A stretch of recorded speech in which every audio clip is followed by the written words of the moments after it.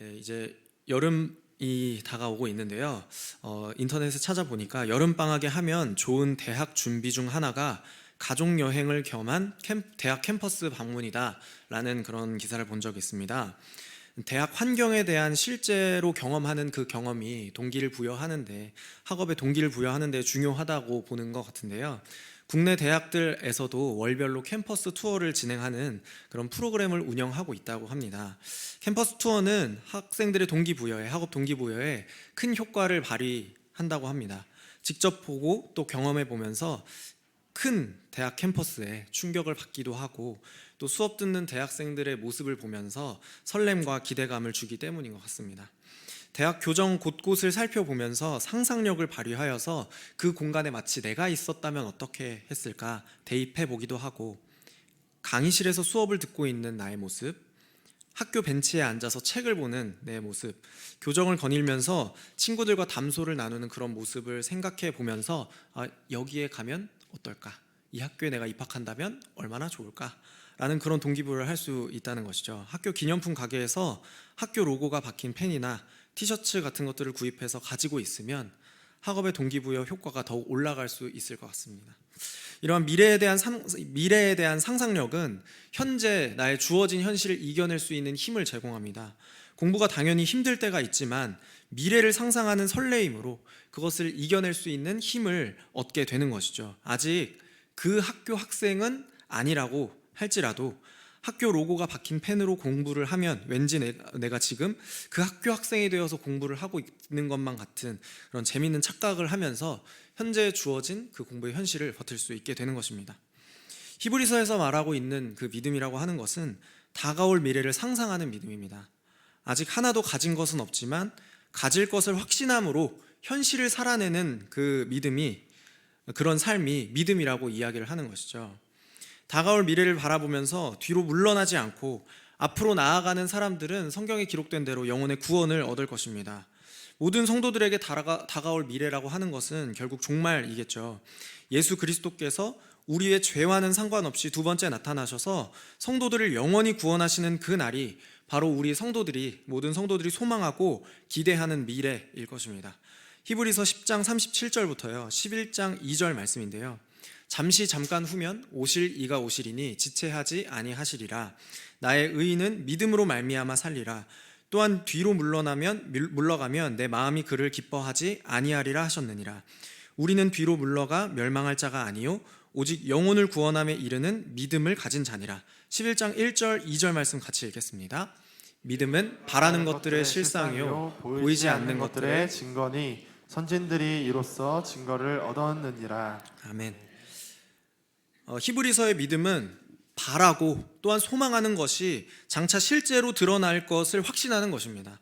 특별히 보이지 않는 하나님의 약속들을 미래에는 이루어질 것을 확신하는 것이 믿음이라는 것이죠.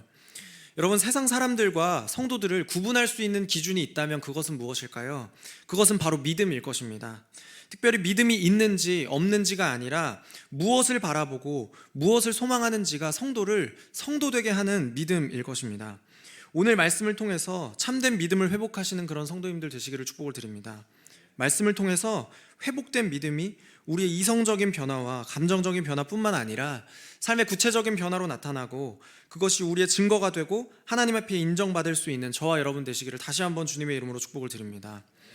먼저 믿음으로 사는 성도는 어떤 삶을 살아갈까요? 믿음으로 사는 성도의 삶 첫 번째는 창조주 하나님을 예배함으로 하나님의 기쁨이 되는 삶입니다. 예수 그리스도의 피의 능력으로 말미암아 선물로 주어진 우리의 믿음이 먼저 하나님과의 관계를 회복한다는 것입니다. 믿음은 우리의 범죄로 말미암아 혼돈 상태에 있던 창조주와 피조물과의 관계를 다시 질서 있는 관계로 재정립합니다. 이렇게 회복된 창조주와 피조물과의 그 아름다운 관계 가운데에서 피조물인 인간은 창조주인 하나님을 예배하고 또 그 아름다움을 누리는 삶으로 나아가게 된다는 것이죠. 히브리서 11장 3절 말씀인데요. 믿음으로 모든 세계가 하나님의 말씀으로 지어진 줄을 우리가 아나니 보이는 것은 나타난 것으로 말미암아 된 것이 아니니라. 아멘. 성도 여러분, 그래서 우리에게 필요한 믿음은 창조주 하나님을 인정하는 믿음입니다. 창조주 하나님을 믿는 믿음이 우리에게 더해져야 한다는 것입니다. 믿음은 모든 세계가 하나님의 말씀으로 지어진 것을 인정하는 것입니다. 하나님께서 그 세상을 창조하시는 그 최초의 사역은 우리가 알지 못하는 먼 과거로부터 출발합니다. 본문에 기록되어 있듯이 지금 우리 눈에 보이는 것, 더 넓은 의미로는 우리가 경험하는 이 피조세계, 우리가 보이고 들려지고 또 느껴지는 것, 그 피조세계는 나타난 것이 아니라 보이지 않는 무언가로부터 시작되었다는 것입니다. 그러나 우리는 믿음으로 지금 우리 눈에 보이고 들리고 또한 느껴지는 그 모든 것의 근원이 바로 창조주이신 하나님이시라는 것을 알고 또 우리는 인정한다는 것이죠. 그래서 믿음으로 드리는 예배는 첫 번째로 하나님이 모든 만물의 창조주이심을 인정하는 데에서부터 출발합니다. 우리는 모든 만물들의 소유권과 그 통치권이 하나님께 있음을 고백하고 또 인정함으로 하나님을 찬양하게 됩니다. 그래서 성경 곳곳에서 특별히 시편에서는 창조주이신 하나님을 인정하고 또한 그분의 일하심을 찬양하는 노래들로 가득합니다. 시편 104편 24절 말씀인데요, 저희 같이 한번 읽어볼까요? 여호와여, 주께서 하신 일이 어찌 그리 많은지요. 주께서 지혜로 그들을 다 지으셨으니 주께서 지으신 것들이 땅에 가득하니이다. 아멘.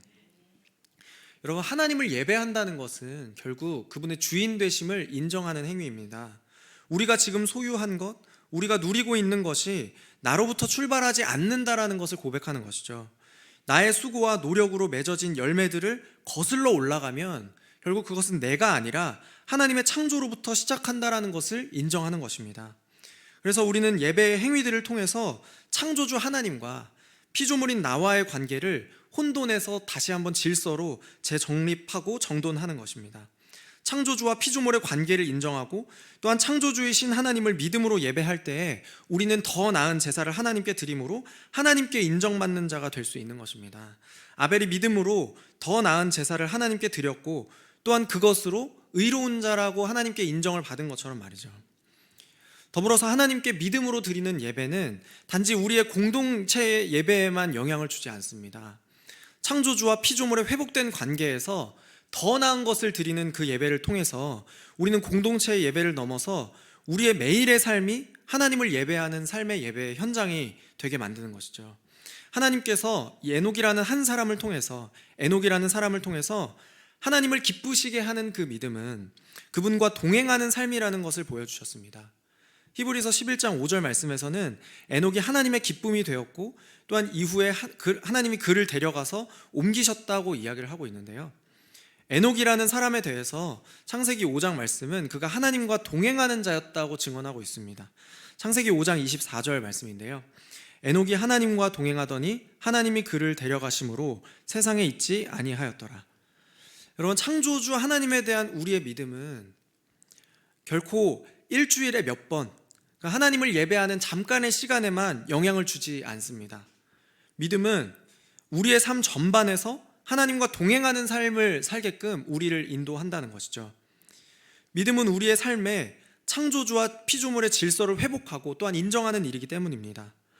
창조주 하나님께서 우리의 삶의 한 걸음 한 걸음의 주인이시라는 것을 깨달을 때에 우리의 공동체의 예배뿐만 아니라 삶의 모든 순간이 하나님과 동행함으로 그분의 기쁨이 되는 그런 삶을 우리가 살아가게 되는 것입니다.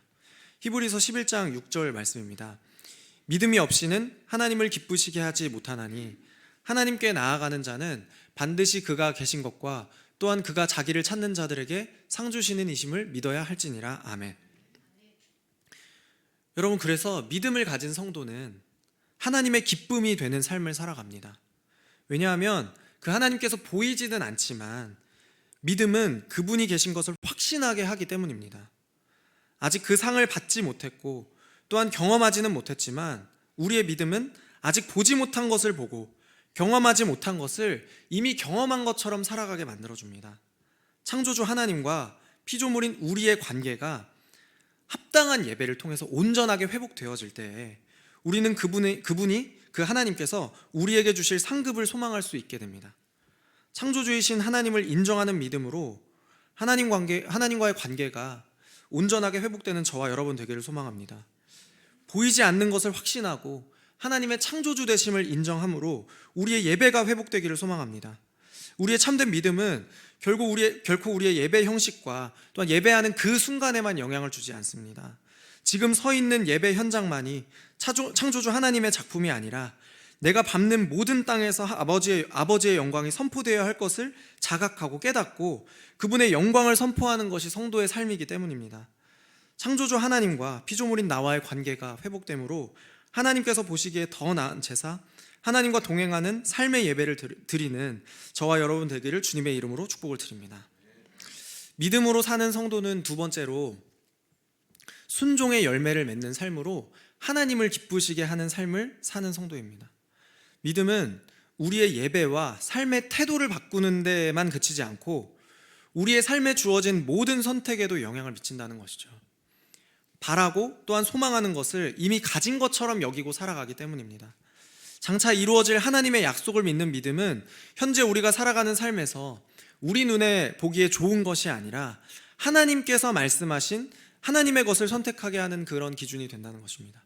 히브리서 11장 7절 말씀입니다. 믿음으로 노아는 아직 보이지 않는 일에 경고하심을 받아 경외함으로 방주를 준비하여 그 집을 구원하였으니 이로 말미암아 세상을 정죄하고 믿음을 따르는 의의 상속자가 되었느니라. 오늘 본문에서 노아는 아직 보이지 않는 일에 경고하심을 받았다고 이야기합니다. 하나님께서 온 세상이 홍수로 멸망할 것이라는 사실을 그에게 알려주시고 어떻게 그것을 준비할지에 대해서 미리 알려주셨다고 성경이 기록하고 있는데요. 노아는 세상을 멸망시킬 그 홍수가 무엇인지는 들었지만 그것이 구체적으로 어떤 사실인지는 전혀 알지 못했습니다. 하나님께서 약속하신 그 날에 어떠한 일이 벌어질 것인가에 대한 그림조차 노아에게는 없었다라는 것이죠. 그러나 노아는 믿음을 가지고 하나님의 말씀에 순종하고 또한 그것에 반응하여서 방주를 준비하고 또한 그 집을 구원하는 데 이르렀습니다. 아브라함과 사라 역시도 아직 보이지 않는 일에 대해서, 믿을 수 없는 일에 대해서 하나님의 말씀을 듣게 되었습니다. 이 두 사람에게 주어진 그 하나님의 약속은 땅에 대한 약속과 그리고 자손에 대한 약속이었는데요. 아브라함에게 땅의 약속이 주어졌을 때 그는 그 땅에 대해서는 전혀 알지 못했습니다. 어디로 가야 하는지 목적지도 분명하게 알지 못하고 자기 고향을 떠난 것이죠. 사라의 경우에도 마찬가지였습니다. 하나님께서 아브라함과 사라에게 자손의 약속을 주셨지만 그것은 그 현재 상황에서는 그들에게는 도저히 불가능한 일이었습니다. 그들이 나이가 너무 많았기 때문에 하나님께서 약속하신 그것은, 자손의 약속은 그들에게 상상도 할 수 없는 일이었기 때문입니다. 그러나 그들은 하나님의 약속을 믿는 그 믿음에 이르렀고 결국 그들의 삶에 순종의 열매가 나타났다는 것이죠. 그럼 어떻게 이러한 일이 가능했을까요? 오늘 본문은 그들이 현재를 살아가는 방식에 영향을 미친 그 기준을 믿음이라고 이야기하고 있습니다. 하나님의 약속을 믿는 믿음이 있었기 때문에 그들이 그 말씀에 순종할 수 있었다는 것이죠. 하나님의 약속에 대한 믿음은 우리로 하여금 하나님의 말씀에 반응하고 또한 순종하게 만들어줍니다. 삶의 선택에서 내가 기준이 아니라 하나님의 말씀이 기준이 되는 삶으로 나아가게 된다는 것이죠. 내 눈에 보기에 합당한 것이 아니라 하나님의 말씀이 기준이 되는 것이고요. 내 머리가 이해할 수 있는 범위가 기준이 아니라 하나님의 말씀이 기준이 됩니다. 여러분, 하나님의 말씀에 순종하는 것은 결코 쉬운 일이 아닙니다.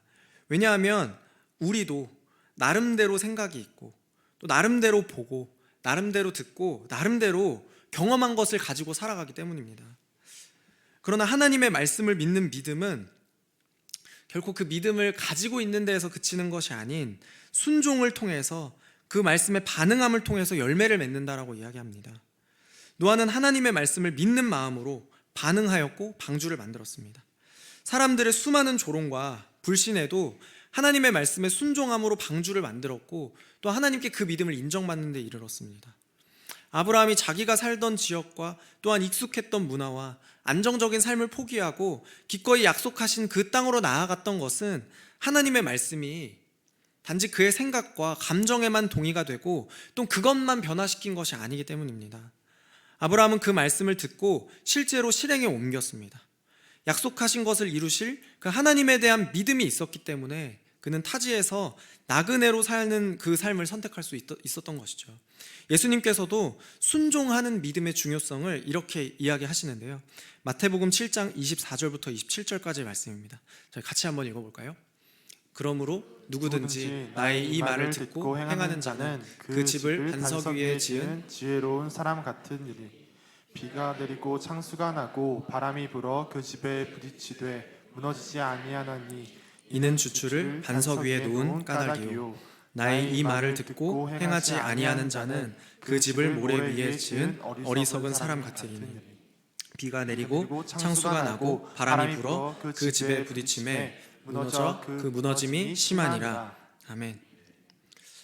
여러분, 사실 때로는 우리의 삶에서 하나님의 말씀에 반응하고 순종하는 것이 오히려 더 우리에게 마치 모래 위에 집을 지은 것처럼 느껴질 때가 있습니다. 하나님의 말씀에 순종하면 지금 당장 내가 어려워질 것 같고 또한 곤란해질 것 같이 보이고, 오히려 하나님의 말씀에 순종하지 않으면 오히려 내가 그 안정적인 삶으로 하나님께 더욱 안정적으로 안정감을 가지고 나아갈 수 있을 것만 같은 생각이 들 때가 있습니다. 그러나 믿음은 기꺼이 나를 불안정한 삶을 선택하게 하는 순종으로 나아가게 합니다. 믿음을 가진 사람은 지금은 당장 불필요한 것처럼 보이고 시간 낭비처럼 보이는 그 방주 만드는 일에 전력을 다합니다. 믿음을 가진 사람은 안락하고 편안한 생활이 아니라 기꺼이 약속의 땅을 찾아 떠나는 일에 진심으로 반응한다는 것이죠. 성도 여러분, 우리의 삶이 하나님의 말씀에 순종함으로 반응하는 삶 되기를 원합니다. 지금 당장은 열매가 맺히는 것처럼 보이지 않아도 기꺼이 하나님의 말씀에 순종하는 것을 선택하게 되기를 바랍니다. 왜냐하면 하나님께서 우리의 순종을 통하여서 열매 맺는 데까지 이르게 하실 것이기 때문입니다. 약속을 이루실 그 하나님을 믿는 믿음으로 하나님의 말씀에 순종하는 그런 저와 여러분 되시기를 주님의 이름으로 축복을 드립니다. 믿음으로 사는 성도는 마지막으로 영원을 소망하면서 현재의 그 흘러가는 그 시간들을 살아냅니다. 영원에 대한 소망만 가지고 현재를 무의미하게 흘려보내는 것이 아닌 영원에 대한 소망이 있기 때문에 현재의 삶이 더욱더 소중해지는 것이죠. 현재의 모든 어려움과 시련과 압력과 그 모든 것을 감당해낼 수 있는 그 힘이 바로 영원한 하나님의 나라에 대한 소망으로부터 출발한다는 것입니다. 그래서 믿음은 성도들에게 영원한 하나님 나라를 바라보는 그 눈을 뜨게 해주는데요. 히브리서 11장 15절부터 16절까지 말씀입니다. 그들이 나온 바 본향을 생각하였더라면 돌아갈 기회가 있었으려니와 그들이 이제는 더 나은 본향을 사모하니 곧 하늘에 있는 것이라. 이러므로 하나님이 그들의 하나님이라 일컬음 받으심을 부끄러워하지 아니하시고 그들을 위하여 한 성을 예비하셨느니라. 아멘.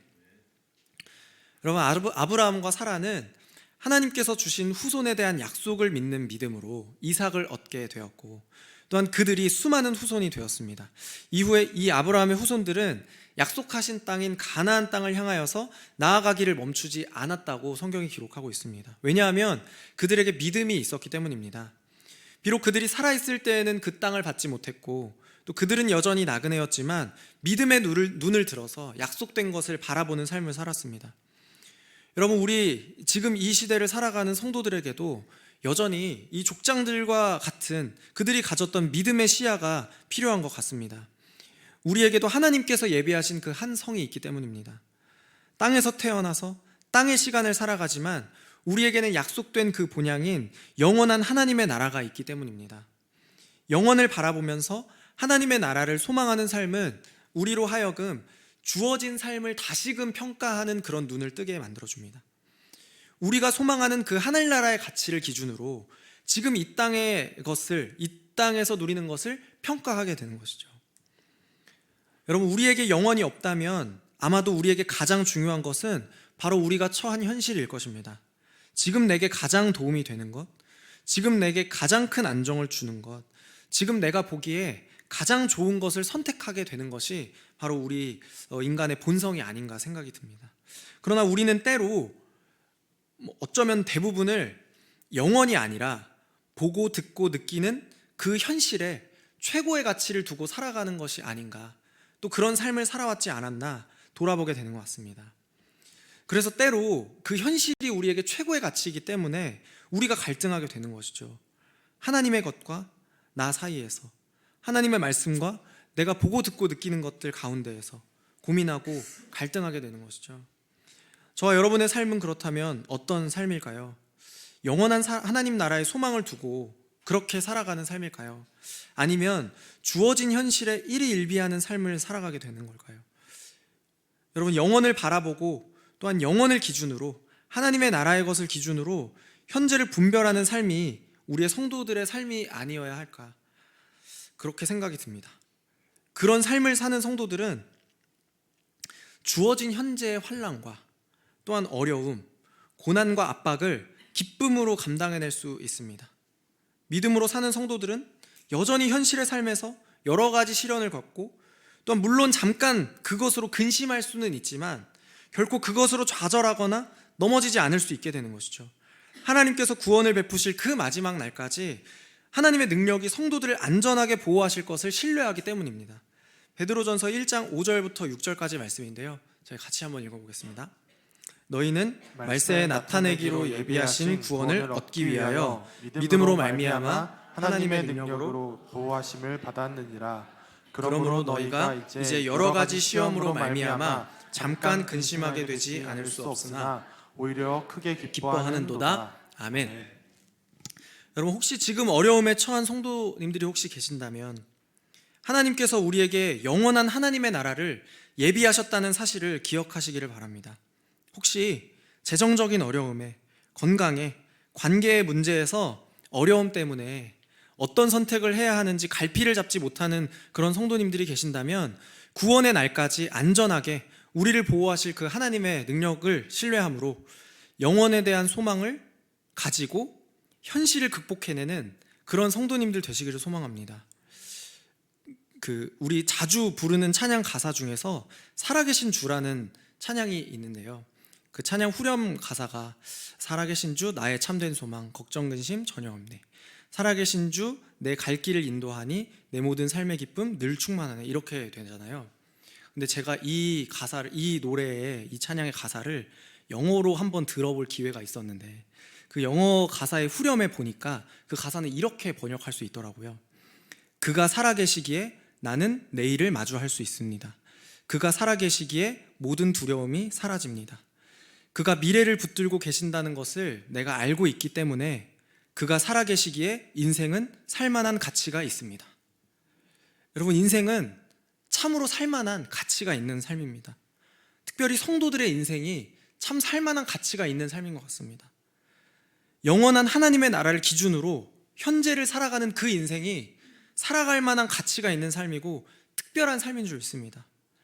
다가올 하나님의 나라를 소망하는 데에서 그치지 않고 성도들의 삶에서 하나님의 나라를 이 땅 가운데 회복하는 그 삶이 있기 때문입니다. 창조주이신 하나님을 예배하고 또한 그분과 삶에서 동행함으로 하나님의 나라와 그분의 의를 기준으로 살아가는 그 삶에 하나님의 동역자로 살아가기 때문인 것 같습니다. 영원한 하나님의 나라를 소망하며 주어진 현실에 억눌리지 않고 하나님의 나라를 이 땅에서 경험하고 또 이 땅에서 완성해 나아가는 그런 모든 성도님들 되시기를 다시 한번 주님의 이름으로 축복을 드립니다. 믿음으로 사는 성도의 삶, 첫 번째는 창조주 하나님을 예배하는 삶입니다. 그분의 창조주 되심을 인정하고 또 그분을 예배하고 삶에서 그분과 동행함으로 창조주 하나님과의 올바른 삶을, 올바른 관계를 맺게 만들어주는 것이 우리가 가진 믿음입니다. 두 번째로 믿음으로 사는 성도는 하나님의 말씀에 순종함으로 그 순종의 열매를 맺는 삶입니다. 마지막으로 믿음으로 사는 성도는 주어진 현실에 좌절하거나 주어진 현실에 낙담하지 않고 영원을 바라보고 영원을 소망하며 지금 주어진 이 현실을 극복해내고 뚫어내는 그런 삶입니다. 우리의 부족한 인생에서 영원한 하나님 나라를 소망하게 하셔서 주어진 현실을 견뎌낼 힘을 주시는 그 하나님께 찬양하며 나아가기를 원합니다.